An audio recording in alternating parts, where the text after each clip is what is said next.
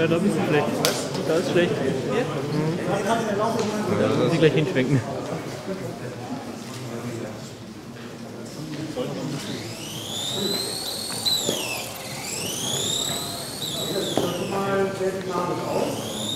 Verhaltenen Start. Ja. Der verhaltene Start passt sich, damit wir uns hier keine Fehler erlauben, da wir so glücklich sein müssen, erst auf der Startlinie beginnen, dachten wir uns, gehen wir mal kein Risiko ein. Und jetzt haben wir doch ein bisschen Risiko genommen. Und Juri, jetzt so recht geschautschtes Team oder warum die Attacke geben? Welche Attacke? Nö, also das war eigentlich ganz okay. Kann ich mich nicht beschweren. Wie schnell fahrt ihr auf der Geraden?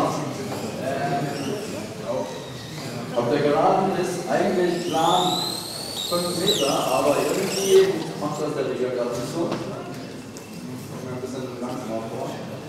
Direkt darüber war das Fahrzeug im letzten Jahr etwas größer und schwerer. Könnte man sagen, wie viel die da abgebaut haben? Ja, also deutlich größer und vor allem viel schwerer. Wir hatten halt einen Laserscanner gebaut.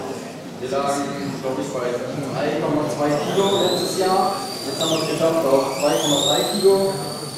Und das Wichtige dieses Jahr ist, dass wir beide Akkus, die wir brauchen, also einerseits für Mikrocontroller und PC und andererseits für Traktor, beides ganz unten am Fahrzeugboden.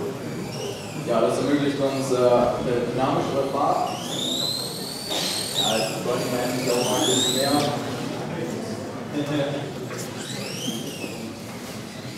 Ja, dann die andere große Änderung, die wir beim Hindernisparcours sehen, und zwar, dass die Objekterkennung mit der Kamera läuft und zusätzlich Rotsensoren. Ja, das kostet gerade ziemlich Zeit.